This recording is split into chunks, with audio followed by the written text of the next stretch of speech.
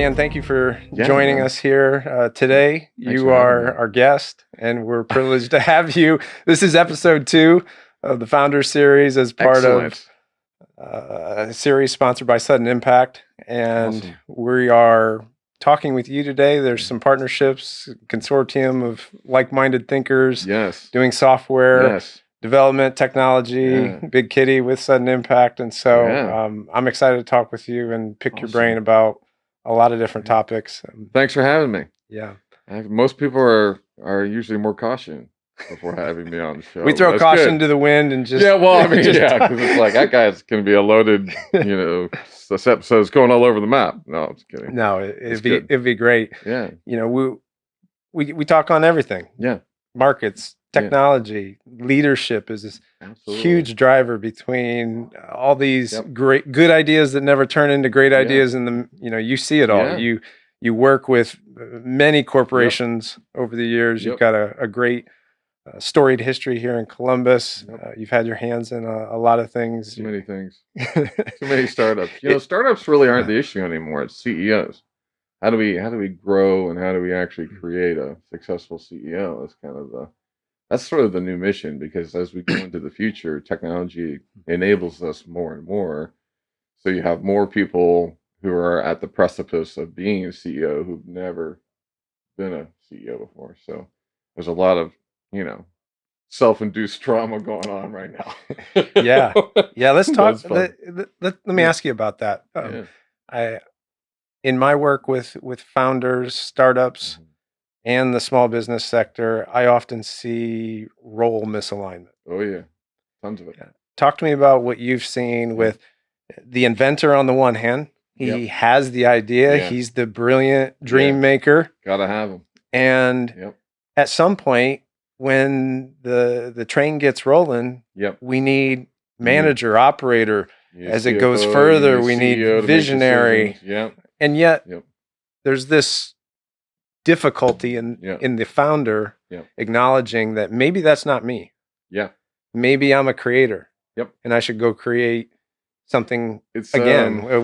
it's really kind of it kind of makes or breaks based on the environment.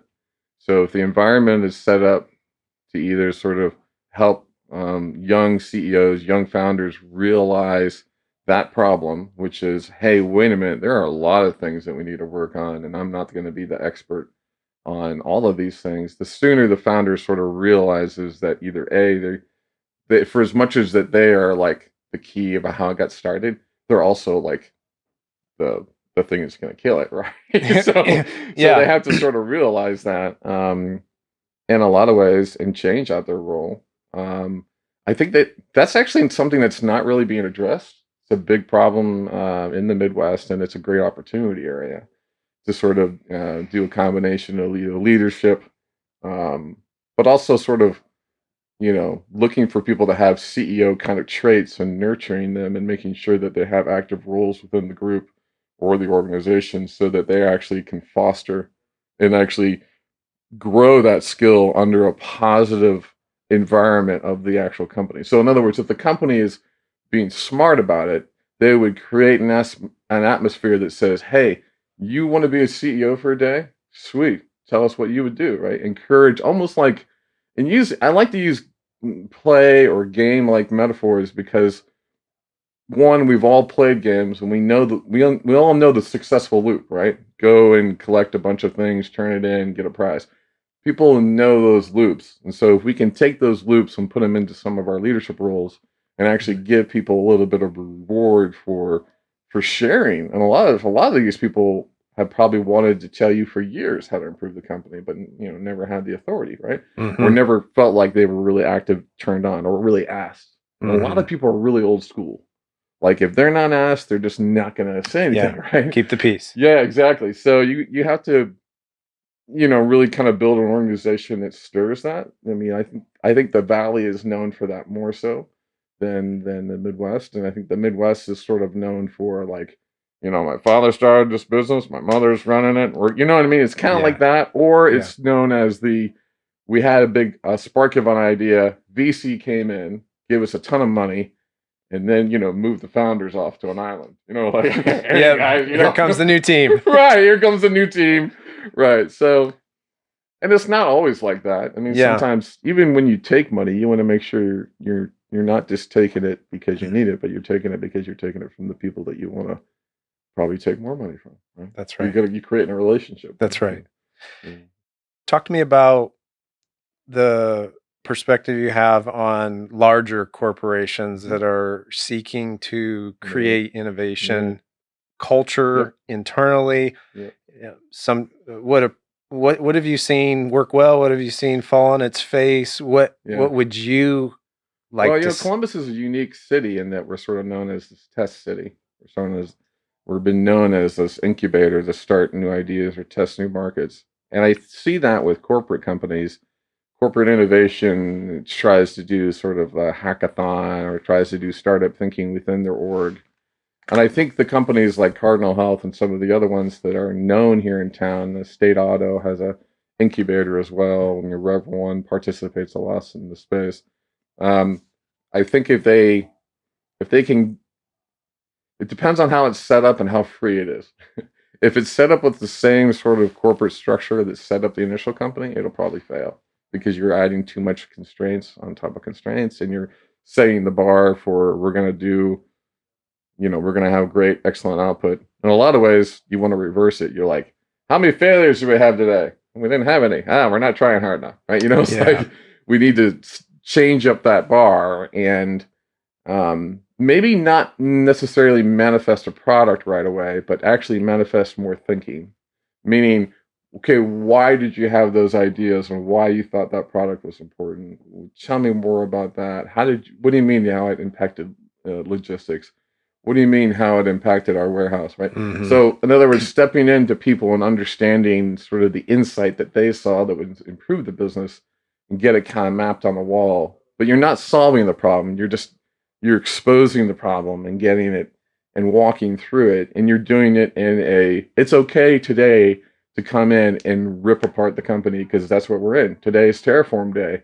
And some companies do this, which is fun. Like I think this is closer to the craziness of the Elon Musks of the world that sort of have multiple companies under his roof and sort of uses a leadership model that sort of like scatters across all his startups. Yeah. But would you say that in that environment, what is the place for contrarian thinking? Yeah. And it sounds like you're alluding towards uncovering why people think the way they think, what was going on that led them to the failure. The failure is not the point. Right. Point is how you arrive there. Yep. And is that path, viable for producing something meaningful in the future? And these contrarian thought leaders. Yeah. How do you find them and what role do they play? You probably aren't going to find them in the org. You're going to probably hire a consultant to bring them in, most likely. Within the org, you have a lot of people playing the politics games of staying within the hierarchy structures of leadership, right? So they have added pressure of, not pissing off these people and trying to make these people look good and also trying to meet these milestones so they can get XYZ bonus. None of them are actually motivated in whether or not the company should be working right, or you know what I mean? Yeah. So I think too that you're not always trying to necessarily find the problem. You're just trying to find the traces of it. Sometimes it's like there could be something going on in a problem in logistics where things aren't moving correctly, but you're actually uncovering the problem from multiple areas of listening, and you sort of, oh, okay, now we have a problem in logistics. Maybe now we can sort of approach it a little bit different. It's kind of, user research. We're doing design research, user research at this point too. We're sort of exploring the company, but you also want to fast track it. You don't necessarily just want to like swim in what you think is wrong. You also want to try to rapidly prototype if you can using today's technology. And there's tons of AI and other accelerators out there to build things, or even companies like ours, Big Kitty and others. We're gone, mercenary for hire. That's a lot of the work we do. So I think you have to. How did that get started? I'm curious. How did you become a mercenary for hire? Become a mercenary for hire. Right. Well, Big Kitty Labs kind of started, 2008. I went to a startup weekend here in town. as the first startup weekend that we did here in Columbus. And I was over at Tech Columbus, Rev 1 at the time. And if you're not familiar with Startup Weekend, you basically build a company in 3 days over the weekend. You pitch an idea on Friday. You get a bunch of other idiots to stand with you and go, "Hey, I like that idea." You're like, "Cool, I just came up with it," And then and then you hang out in a corner and you drink beer and eat Doritos for 48 hours, and you do everything. Perfect. You figure out, okay, everyone plays camp. Like, dude, I know about marketing. Great, you're head of marketing. I know about business. Perfect. You'll be our MBA. You start doing all the early kind of BS games when you're starting. But at the end, the idea is for you to stand up and be able to be like, we're X company. Yeah. And we didn't have enough coding. Our idea was to do like mobile research on the iPhone. The iPhone had just come out. And so instead of doing that, we did research online to validate that people would probably do mobile research.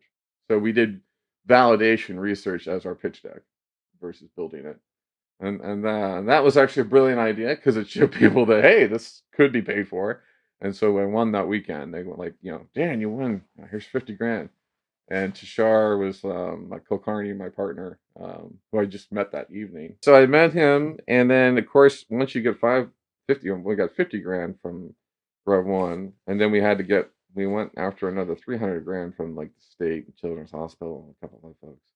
I remember standing in line for that. We had all our team members, and at the time I was sort of just a subject matter expert. And I wasn't necessarily the CEO yet. So when people were asking questions, I had to keep on stepping out of the crowd and be like, well, we'd actually do this, It's kind of funny. Just because, as even then we had like 7 people, Yeah. We played house. Yeah. You're right. That's a lot of startups do. They sort of, get business cards, they get their co-working space, and they're like, we're legit. Like they're not really legit until you figure out how to bring any money in. Yeah. And that kind of started slowly. It didn't really. That first startup was called Geometric, and the idea was to do sort of data collection on a mobile device. It was just too new, too early. 2008 iPhone had just come out. No one knew how to really develop it for it yet. It was a good idea. It's just way early. So that startup sort of didn't work out, and I kind of took off from that. Tashar came with me, and he's been doing startup stuff for a long time. Tashar has my partner, Tashar Farkhani. And he's been doing it over in India. So he's just always kind of working the scene. So I helped him out a little bit, did some user experience, some stuff with him. And then I was like, I'm going to build a lab. I've been thinking about a lab for a long time because a lab sort of allows you to not be completely legit in a lot of ways. And so I started working out at Panera's, and we started getting people to come over. And every weekend I'd go to Panera and I'd dream up concepts. And I loved APIs. I was dreaming up things connected to APIs. So I'd say, like, I'm going to take the Twitter fire hose, and then we'll analyze for sentiment analysis, and we'll build this, hashtag search engine that will allow you to actually look into people's hashtag, I was just into data analysis. And anytime online you can get access to a fire hose of data, that's a It's a playground for trove. me. You know what I mean? Like, oh, all I have is my medical record. Oh, give it to me. I'd love to analyze it. It's a really cool place. It's also a great place to actually, there's a lot of business models in that too. Data mining, especially, data mining, the chaos of data around, say, unregulated things yet. We get into sort of business model mining, looking for business models and that kind of stuff. But so I started playing around in a lab, and then people started coming to me and saying, "Hey, will you build something for me?"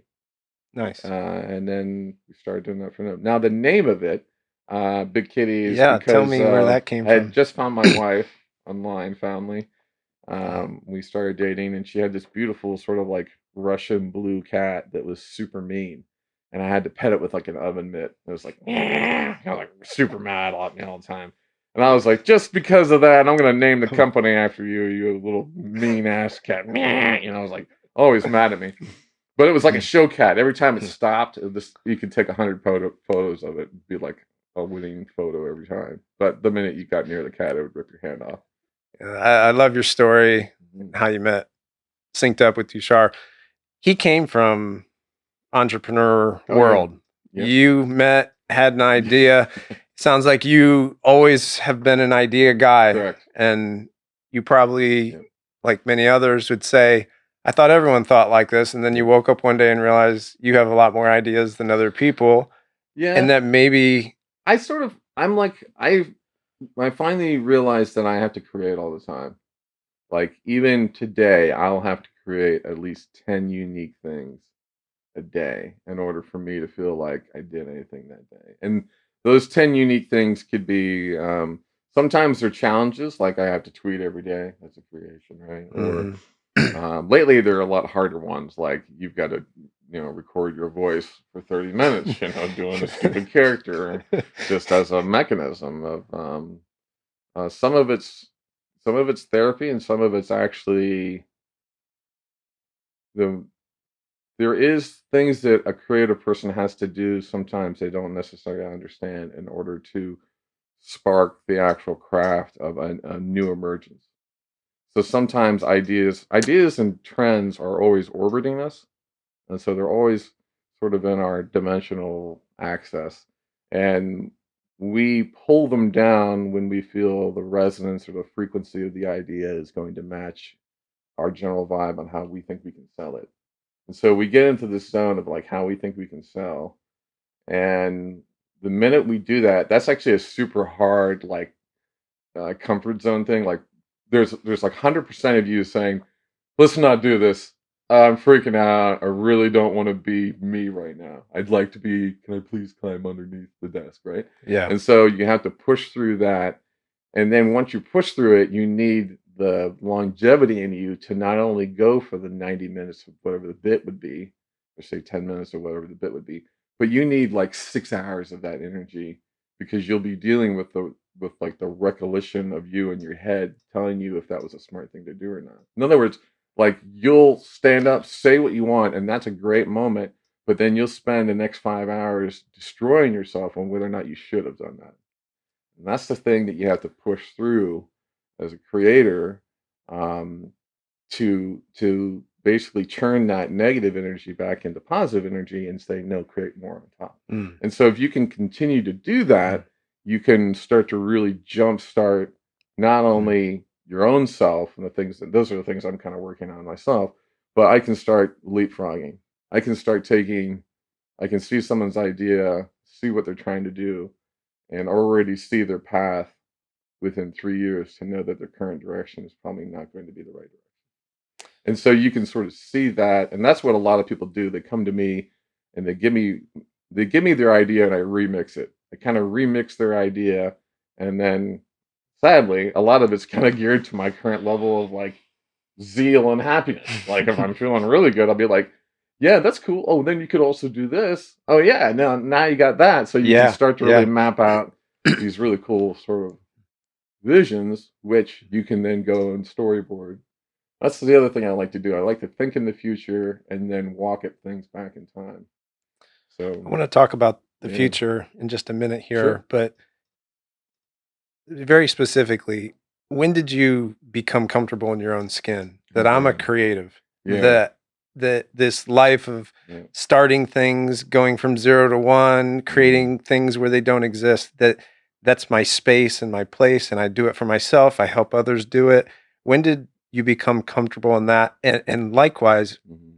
what would you say to those who think that that's who they are, but I think it's it's more aspirational, and yeah, they may not be that, yeah, but they think it's a good thing, or they yep, want to be a founder someday. yeah. Um, About mastery, for me, I had to achieve a level of mastery and know that it came from me. So for me, this kind of goes back to that animation story when I worked in Texas. I worked in Japanese animation. That's a bit of a segue. But I worked on trailers and I didn't know anything about editing trailers. Someone had to edit trailers. It was a startup. We got a bunch of videos, some Japanese dude on who can edit videos. Dan, you? Sure. Make these videos funny. Go. Like that's the rule. I'm like, okay, great. Bunch of movies. What's it about? I don't know, Korean guys, they attack a house and the house turns to life and then there's a mech at the end. Perfect. Okay, sweet. What's the story? We don't have a story. We have any dialogue? No dialogue. Right? Any music? The music sucks. Well, thank you. You know, and you'd have to edit something, you know, and I think that's where I learned editing and I got into how I wanted to tell a story in 2 minutes. You know, the movie was 90 minutes long. I had to do 2 minute version of that Mhm. story. And so I really got into the atmosphere of the music, and I started picking pieces, and I really picked shots. I was able to craft the storyboard of what I wanted you to see with what music. I crafted that edit, and I was able to do that on top of someone else's work. And then when I saw that get received by people and get really received well, then that was the first notion that okay, I am good at this, right? So I was able to sort of put that down. I think over time you sort of put those things on a wall, just like an Eagle Scout. I can edit, Yeah. I can Photoshop, I can Yeah. Twitter, you know, whatever. And sometimes you unfortunately you break them down by core skill and not on what you really did. It's not that you learned how to edit. You actually took a very terrible movie and made a great trailer out of it, right? And now Yeah. people saw that and was like, the trailer was better than the movie, and you're like, yes. So whatever. I mean, the thing is that Yeah. you massaged it, and that's the nice thing about production like this. Yeah. I mean, you're the And architect here. You're asking questions and steering not only the story, but the tone and the information you want the audience to hear. So it's a very that's a cool thing. And once you get that underneath your roots, you want to cultivate it, but then you also want to be with fellow-minded creators. That's I think that's the yeah. hard thing too is and that's happening in Columbus too is that you get a belief of what you like and what you're really into, and now you're like, where do I find another version of me? Yeah. Where are the Where's my versions of people? me hanging out? Yeah. Right, you know? Yeah. Um, And that has a multiplier effect when you find those people. Absolutely, absolutely. And then in fact, in a lot of ways, if you're Columbus 2020 or state of Ohio, you should be thinking about are we building the metro areas that actually attract this kind of activity? Are we fostering this? Because this will define whether or not we get the companies. Yeah. You know what I mean? Like, Yeah. and so I mean, the state of Ohio does a great job on that. They're way more advanced on tech than I think other. Well, it's not like I'm sitting in Pittsburgh or other places, but I feel like in the Midwest, they're very forward thinking on tech. Mhm. They're also very forward thinking on VC in terms of making sure that groups have funding. I think there's always going to be a group of startups that just can't ever get a break. It's just, It, I mean, because a lot of it, it's yeah. like it's not just what money they're asking. Sometimes they're not asking for enough. Sometimes they don't have the requirements that the VC is looking Yeah. for. And a lot of times venture capital is actually looking for a specific investment type. You Yeah, know what I mean? the founder investor fit is Oh yeah, that's a dance. is yeah, Yeah. it's wrong to assume that everyone who has an idea will get funded. Oh yeah. There's an imbalance supply and demand, and it's Yep. a good thing Yep. in a free market that the ideas that are ready for their Yep. time, in Yeah. theory, if they find the right Yeah. partner, Yeah. it will get, The thing that's you know, I think the thing that does suck though is clarity.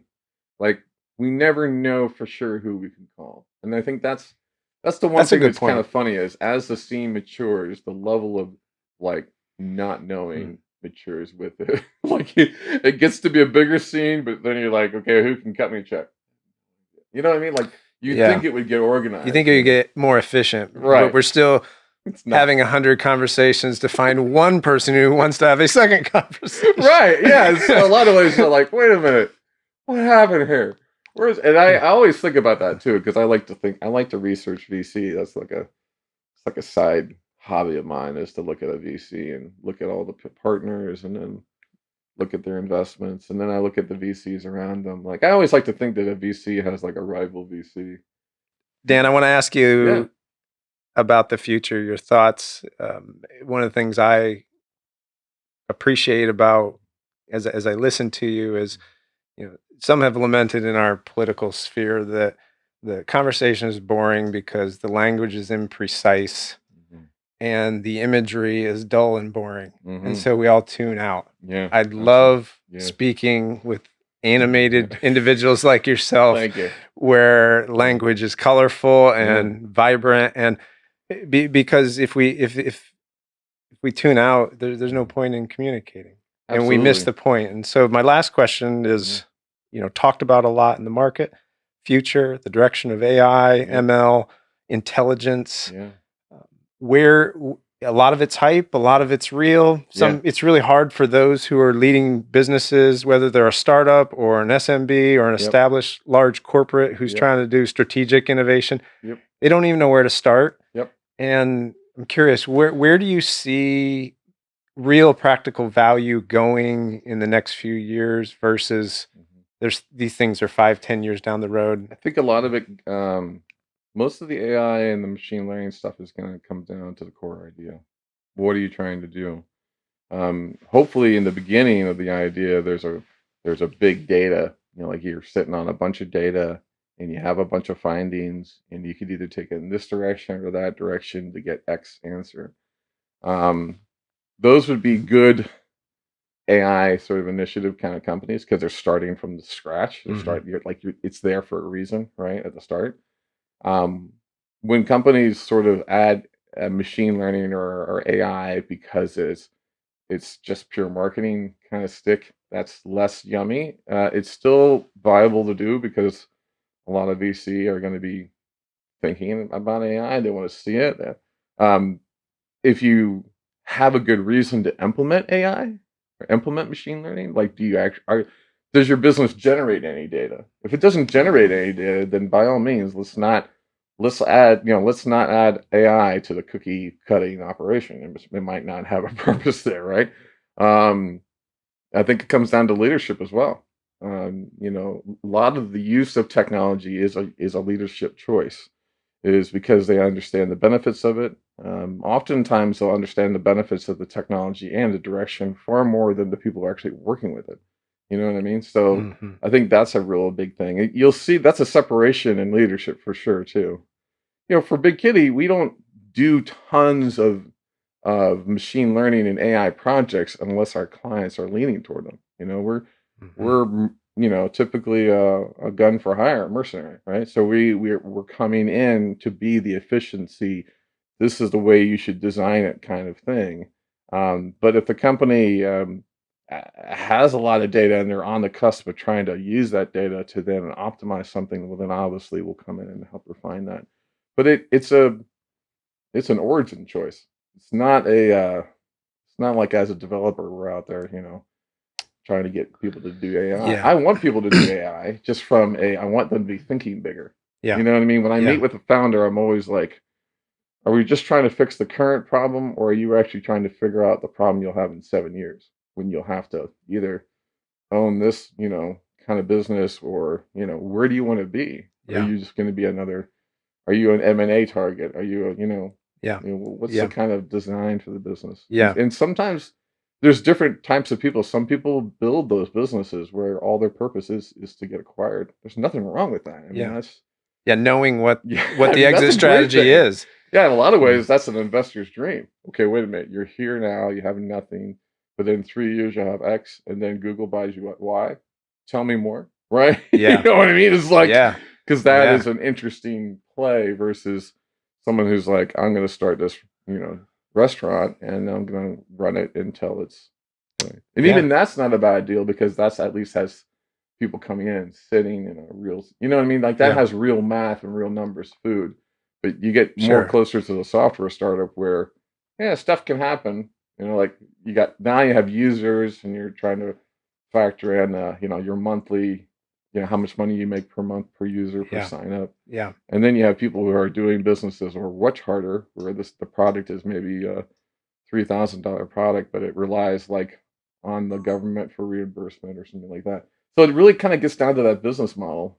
And then the more the business model could benefit from the acceleration or repetitive sort of knowledge understanding that AI or machine learning can provide, then yeah, there's a definite benefit. There's already a definite benefit for people to leverage AI tools for say writing code faster or say writing marketing materials faster, or doing AI art, for example. Tons of examples in those spaces. Yeah. Where they should be experimenting with that. Disruptive. Yeah. Even at the corporate side, like the corporate side should be looking at the AI art tools and going, guys, go use that. Explore the usage of these tools.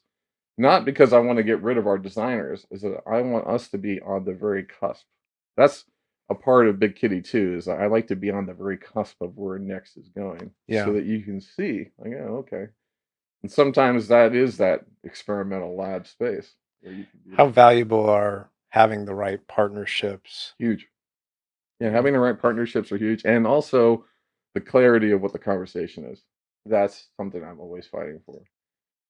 I doodle. I used to do doodles occasionally.